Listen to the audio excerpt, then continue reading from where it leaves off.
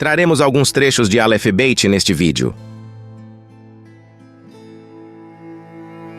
Existem pessoas inteligentes que acreditam em mitos como verdadeiros nesse sentido histórico? Há a teoria das múltiplas inteligências. Conforme o comportamentalismo, se o indivíduo X tivesse passado pelo processo de aprendizagem K, poderia desempenhar a atividade W de um modo semelhante ao indivíduo Q. Se algo atrativo para alguém acontece em consequência de acreditar em um mito como verídico nessa perspectiva histórica, ocorre reforço positivo relativo a esse alguém acreditar assim. Talvez a pessoa inteligente que acredita em mitos como autênticos, nesse sentido histórico, em algum momento, perceba que acredita desse modo por causa de massificação, por interpretar mal alguns fenômenos que enxerga, etc. Uma pessoa que acredita em mitos como verídicos nessa perspectiva histórica pode ser mais ou menos feliz do que alguém que compreendeu que mitos não são verdadeiros nesse sentido histórico. Considero-me feliz e não acredito em mitos como autênticos nessa perspectiva histórica. São relevantes aquelas pesquisas que comparam noções relativas a mitos de pessoas que obtiveram resultados na média naqueles testes com as de pessoas que obtiveram em tais testes resultados mais altos do que a média.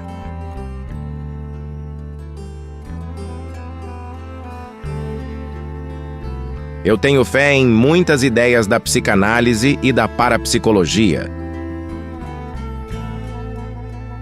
Quanto mais a forma de cristianismo reprime a sexualidade, mais pode ser fantasiosa em sentido religioso. Indivíduos são chamados de frios naquela perspectiva religiosa. Eles não participam daquelas mesmas fantasias daqueles que os chamam assim. Ser quente nesse sentido religioso tem relação com não ser frio naquele outro sentido? O conceito de sublimação é um dos conceitos pelos quais Freud buscou explicar o surgimento do que estamos chamando de fantasia religiosa. Ele considerava que a sociedade tem de buscar modo superior para lidar com a sexualidade do que aquele apresentado pela religião. Considerava que a sociedade tem de buscar formas superiores à religião como meios de sublimação.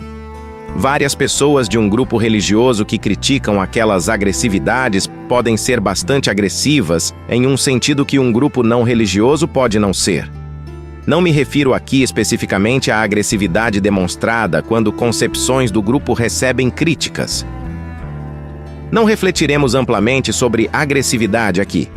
Em um esporte, uma agressividade pode ser considerada ruim e um comportamento relativo a uma agressividade sublimada considerado bom. Através da música, para exemplificar, pode ocorrer inconscientemente de figura paterna ser morta. A divindade da Bíblia tem aquela característica que foi considerada ruim. Supondo que, havendo Deus, essa característica seja análoga a uma que ele tem. Nesse caso, a Bíblia expressou, ao seu modo, algo em coerência com essa realidade, mas não acredito que a ideia tenha sido inspirada diretamente por Deus. Supondo que alguém me falasse que Deus interveio diretamente lhe dizendo para não acreditar que a Bíblia é inspirada diretamente por ele, eu também não acreditaria nesse alguém nisso. Mas eu consideraria o que esse alguém estaria dizendo muito melhor do que a ideia de a Bíblia ser inspirada diretamente por Deus. A meu ver, se tivesse havido um não silêncio de Deus naquela perspectiva, não teria se escutado as coisas que dizem que foram ditas diretamente por ele. A revelação é a de que Deus nunca se revelou diretamente através da Bíblia. Quem sabe ele acabe com o mundo diretamente por se sentir ofendido por várias coisas que a Bíblia diz sobre ele. Não acredito que Deus se ofenda por algo que acontece neste planeta, embora exista essa possibilidade na hipótese de existir Deus. Revelações científicas não me são o fim do mundo, mas o são para algumas pessoas. Em ampla perspectiva, quiçá já estejamos participando de uma salvação eterna de um tédio. Essa ideia não apresenta um Criador que precisa corrigir sua criação daquela forma. Existe vida semelhante à humana em outro planeta que desenvolveu uma religião superior ao cristianismo? Quantas religiões há no universo? Não acredito que Deus tenha apresentado planos de salvação eterna se comunicando diretamente através de linguagem mitológica.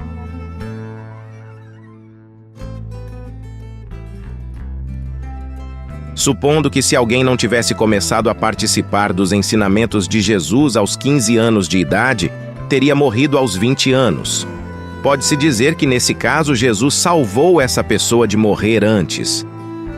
Agora, para mim, é óbvio que não tem a mínima coerência com a realidade a ideia de que a salvação eterna de um indivíduo depende de ter fé em Jesus ou em outra pessoa. Essa ideia tem relação com o arquétipo do herói. Pode ser simbólica, considerada melhor do que aquela outra ideia, ter coerência com aquela realidade, mas considero que não tenha com a realidade a qual me refiro. Não ver a realidade desse modo que a vejo pode ser atrativo para alguém por vários motivos e lhe reduzir experiências aversivas. Isso reforça comportamentos relativos a não ver a realidade assim. Busco respeitar quem não a vê desse modo. Supondo que exista aquele renascimento, se alguém contribui para melhorar uma ideia, talvez possa usufruir disso em vida posterior. Considerando essa suposição como verdadeira, pode-se dizer que no cenário apresentado, Jesus adiou um renascimento daquele alguém. Quem sabe, dependendo das ações, alguém renasça em plano superior e não volte mais para um inferior. Nietzsche salvou a muitos do cristianismo. Geralmente pode-se ver busca por controlar comportamento e defender o ego quando a expressão "mas só Jesus salva" é dita. Digo isso com base em autores renomados atuais não religiosos. E essa expressão é dita com base em um livro que diz que o Sol gira em torno da Terra, por exemplo. Esse livro contribuiu para coisas consideradas boas, mas isso não muda o fato de ser um livro com concepções mitológicas. Utilizar-se inconscientemente de mecanismos de defesa do ego é considerado normal. Todo mundo se utiliza, entretanto, em alguns casos, pode se tornar um problema. Considero que a ideia de Espírito de Deus intervir diretamente neste planeta esteja pautada em questões mal compreendidas naquelas perspectivas e que quem não entende isso possa não ter aquela salvação neste mundo. Não se pode filmar, por exemplo, aquilo de modo similar ao que é possível filmar aquilo outro. Então, isso é uma teoria. Acredito nessa boa teoria e naquela hipótese. Acredito que aquela crença religiosa exista apenas por causa de uma impossibilidade.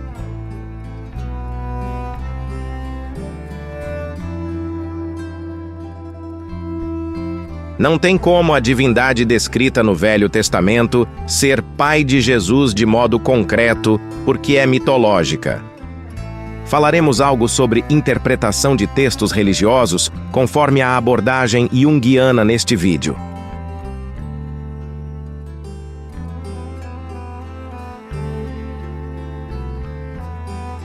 Se alguém apontasse uma arma para mim e me dissesse o seguinte: diga que é cristão ou você morre, eu diria, sou cristão. Agora, se eu tivesse de escolher entre me tornar evangélico praticante pelo resto da vida, sem poder me expressar daqueles modos, ou morrer, eu escolheria morrer. Se eu tivesse de escolher entre passar o resto da vida na cadeia injustamente ou morrer, eu escolheria passar o resto da vida na cadeia e buscaria ser feliz lá.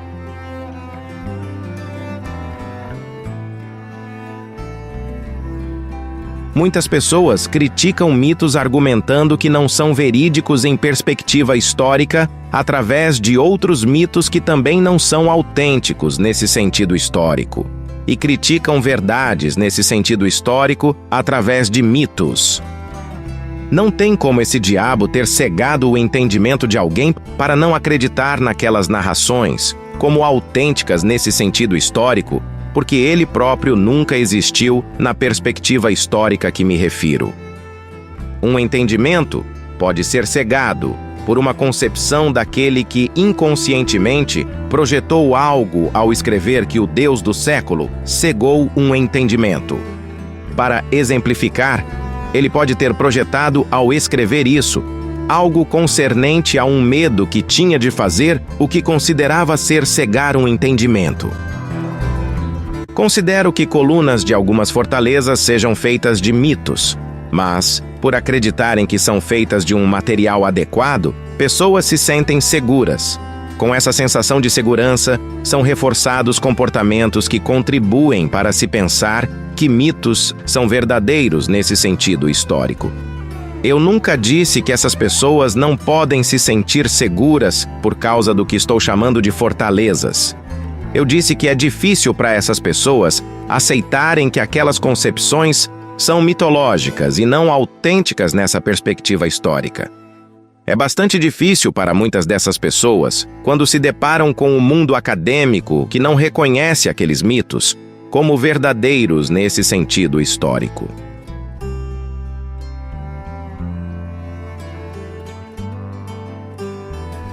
Geralmente, qual é o objetivo de criticar a ideia de um mito ser autêntico em sentido histórico? Buscar fazer com que alguém deixe de ver assim. No entanto, alguém pode levantar críticas à ideia de um mito ser verdade em perspectiva histórica, mais por entretenimento, por estilo literário, etc. Sendo aquele seu objetivo, qual a melhor forma de alcançá-lo de modo ético? Apresentar uma interpretação conforme a psicologia analítica ou criticar daquele modo? Depende do caso. Embora os contextos suíço e alemão possam ter influenciado Jung naquele sentido, ele conhecia muitos contextos. Era um cidadão do mundo, um psiquiatra sagaz. E lá na Suíça e Alemanha, também há tipos do que se chama de fanatismo. Supondo que aquele algo da Bíblia que considero que não tenha acontecido em sentido histórico, tenha ocorrido de fato nesse sentido histórico. Mesmo assim, considero que não seja verdadeiro naquela perspectiva teológica.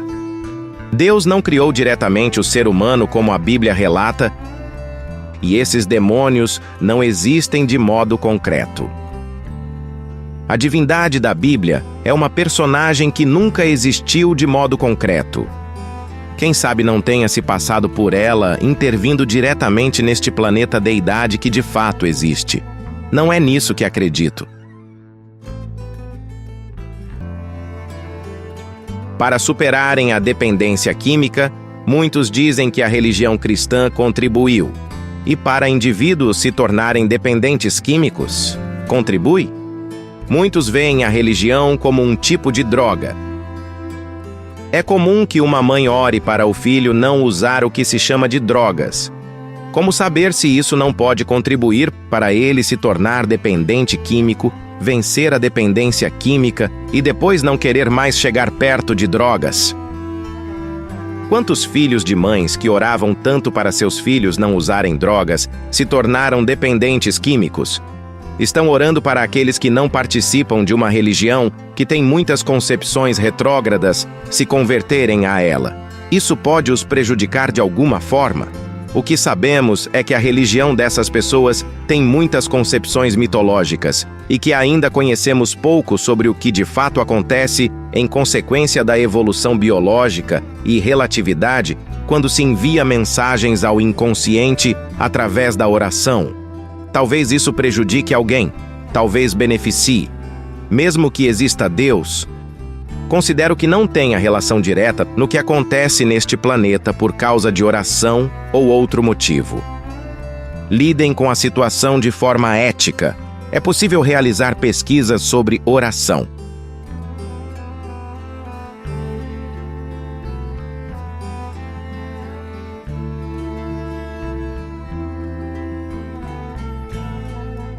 Se há próxima vida e em oração alguém pede algo agradável, Talvez algo relativo ao pedido aconteça na próxima vida. Quiçá ocorra algo desagradável na vida atual em consequência de algo agradável que ocorrerá na próxima vida. Talvez o fato de um povo ter perdido o acesso à água em um cerco tenha tido a ver com orações que muitas pessoas desse próprio povo realizaram. Quiçá, orar contra um vizinho seja fazer algo que poderá prejudicar a si próprio.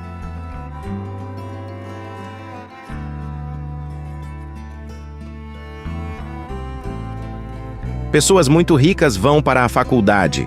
O objetivo de ir à faculdade nem sempre é conseguir um emprego no qual se receberá um bom salário. Nem sempre a pessoa que faz faculdade tem o objetivo de um dia ter um chefe.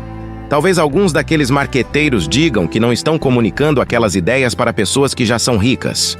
Se alguém escolher ser índio, talvez uma empresa possa lhe ter apenas o significado de poluir algo que considerará sagrado. Vários daqueles marqueteiros querem contratar pessoas formadas para trabalhar na empresa que possuem. Há críticas ruins e boas à academia. Não abordaremos amplamente aqui.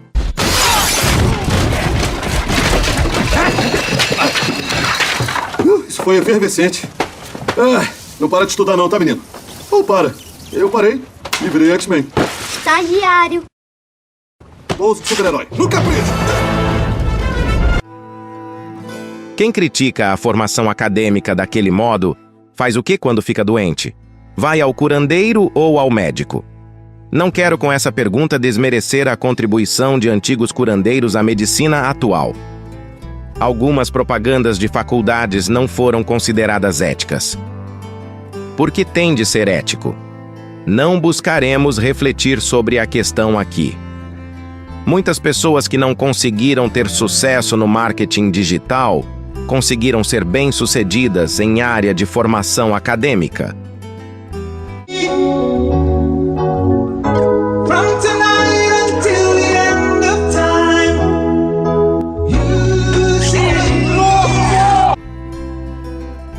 Há pessoas que naquilo que chamamos de um episódio maníaco do transtorno bipolar acreditam bastante em Deus e em um episódio depressivo não acreditam em Deus. Não quero expressar com isso que os ateus são depressivos. Alguém depressivo pode acreditar bastante em Deus. Pode ocorrer de um ateu em um episódio maníaco expressar bastante sua descrença em Deus. O que eu quero dizer é que, em alguns casos, é possível observar de modo peculiar a influência do humor na crença em Deus. Conforme Freud, o que chamamos de transtorno bipolar tem relação com a ambivalência, amor e ódio, a qual ocorre na relação com os pais ou cuidadores não genitores. Para ele, as concepções sobre Deus têm relação com as figuras parentais. Conforme a psicanálise, comumente o ato de se encurvar na oração e falar em línguas estranhas tem relação com o mecanismo de defesa da regressão.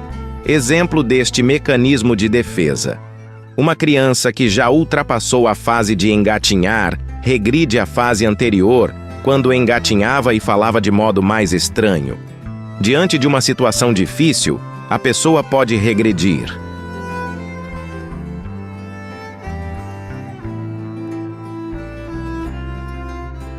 Um homem abusou sexualmente de um garoto e isso chegou a público. Na internet, disseram que o abuso ocorreu por culpa da homossexualidade. Mas quando chega a público que um homem abusou sexualmente de uma garota, ninguém diz que foi culpa da heterossexualidade. Naquelas culturas, relacionamentos homoafetivos entre soldados contribuíram para fortalecer laços. Falando simbolicamente, o desenvolvimento desses direitos da criança foi inspirado por Deus. Na época em que o Jesus do Novo Testamento expressou aquela consideração sobre as crianças, elas eram vistas de modo bem diferente do que atualmente.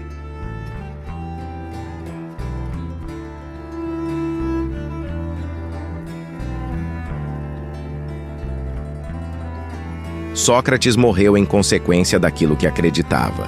Ele nunca viu alguém ressuscitar, nem os cristãos de modo concreto. A redução ou remoção de cargas da religião anterior reforçou negativamente o comportamento de participar do cristianismo. No cristianismo também surgiu uma intimidade com Deus, entre aspas, diferente, a qual reforçava positivamente o comportamento de participar dessa nova religião. Muitos cristãos primitivos estavam tão condicionados a ponto de morrer conforme a tradição por suas concepções religiosas. O que está descrito na obra de Tácito sobre Nero ter perseguido os cristãos é confiável? Segundo alguns pesquisadores, Nero, por exemplo, pode não ter perseguido os cristãos. Parece-me mais provável que a ideia de Jesus ser Deus tenha sido incluída por outrem e não conferida a si mesmo, mas talvez o próprio tenha dito sobre ser Deus, visando a um propósito que pode ter se perdido ou não. Dependendo do caso, dizer que Jesus é Deus poderia causar algo aversivo ou poderia contribuir para se defender, para reduzir algo aversivo. O que triunfou na questão foi a redução de experiências aversivas e recompensas por dizer que Jesus é Deus. Por causa de questões comportamentais, pessoas podem acreditar em uma ideia absurda. O comportamentalismo explica: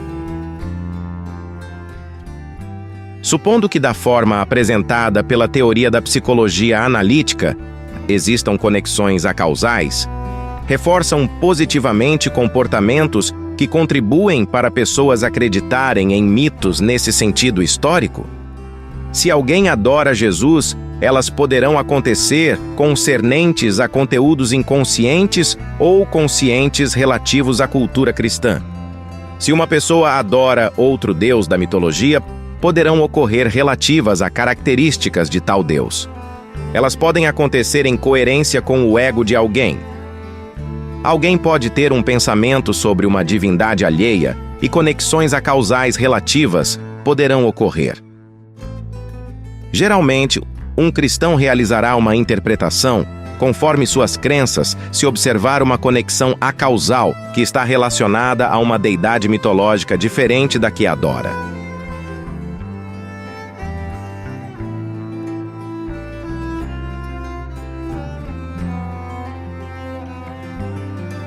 Falando coloquialmente, uma verdade desagradável pode ser tida como merda por causa do superego. Jogou a merda no ventilador. Pode ocorrer por causa de superego de alguém ser reprimido por usar droga de um modo que contribui para esse alguém usar mais droga. Não quero com isso criar uma visão errada sobre o superego. A avaliação da ironia como algo bom, ruim ou neutro depende do caso. Quem nunca se utilizou de ironia em momento oportuno? Sócrates usava sua ironia contra o que considerava injustiça. Psicologicamente, ironia pode ser defesa, agressividade, etc. A ironia na literatura pode não se referir a expressar uma ideia contrária àquela que está dizendo. Enaltecemos a lei contra o bullying, e nisso não há ironia, a não ser a favor dessa lei. Respeitem os ricos.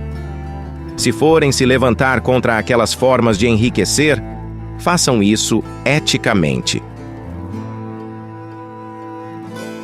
Quando alguém se sente diminuído, sua reação pode ser a de buscar defender o ego. Ser desprezado e solidão podem contribuir para alguém ter visão exagerada sobre si, ou baixa autoestima, ou as duas coisas em aspectos diferentes, ou visão equilibrada sobre si. O que acontecerá depende do caso. O quanto a figura em perspectiva histórica de Jesus viveu em solidão e foi desprezada. Quão diferente era a visão que tinha de si em comparação com a visão que o Jesus do Novo Testamento tem de si? Não há como ter certeza. Nietzsche era desprezado? Aquela visão que ele possuía sobre si tinha a ver com ser desprezado? Tinha relação com ser solitário? Em solidão, pode ocorrer maior redirecionamento de energia psíquica para o ego, conforme concepções psicanalíticas. A solidão pode contribuir para o que é considerado bom e para o que é considerado ruim. Eu gosto de estar em companhia de algumas pessoas e gosto de estar em solidão em vários momentos. Sobre aquela condição de Nietzsche, em consequência da qual ficou sob os cuidados da mãe e depois da irmã, não abordaremos aqui. É de conhecimento geral que havia uma influência grega na época de Jesus que criticava o que considerava imoral. O Jesus do Novo Testamento levanta críticas a uma moral excessiva. Havia diferenças entre o contexto grego e o judaico, obviamente. A crítica a uma moral excessiva que surgiu no judaísmo daquela época pode ter recebido influência grega? Sim, de concepções relativas à ética, talvez indiretamente de ideias de Solon, etc. No judaísmo, havia uma crítica a uma moral religiosa excessiva naquele salmo, por exemplo. Inclusive, o Jesus do Novo Testamento cita que a divindade quer misericórdia, e não sacrifício. É de saber comum que Nietzsche era um crítico da moral cristã e considerava que a figura histórica de Jesus fosse mais crítica de uma moral excessiva do que o Jesus do Novo Testamento. Eu também penso assim, mas não há como ter certeza disso. Aquela frase profunda que impediu aquela mulher de ser apedrejada, para exemplificar, foi incluída posteriormente no Evangelho, conforme vários autores da crítica textual. A figura histórica de Jesus pode ter dito algo similar ou não. Havia na Palestina judeus que sabiam falar e escrever em grego, mas por motivos para além daquele do texto de Atos, que pode ser interpretado de várias formas, alguns autores argumentam que Pedro, por exemplo, pode nunca ter escrito em grego diretamente. Ele pode ter solicitado ajuda de escriba para escrever aqueles textos com concepções mitológicas, ou tais textos do Novo Testamento podem ser de autor que não o conheceu pessoalmente. Incontáveis pessoas aprenderam a agradecer a Deus por aqueles comportamentos de religiosos que são considerados ruins por outras pessoas. Tem fundamento psicológico a concepção de que mascarar a dor pode ser algo ruim? Escondendo a dor de verdade. Chama lá o Bolas Prateadas. Conforme Freud, emoções não expressas nunca morrem. Eu busco expressar minhas emoções de forma sábia, em ocasiões propícias.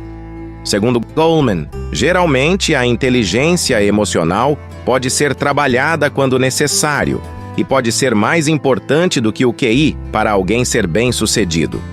A ideia de dar graças em tudo contribuiu para coisas consideradas boas e coisas consideradas ruins. Pode contribuir para uma passividade considerada ruim. A expressão de gratidão surgiu na relação de cooperação. A natureza das crenças religiosas está relacionada com a estrutura da sociedade.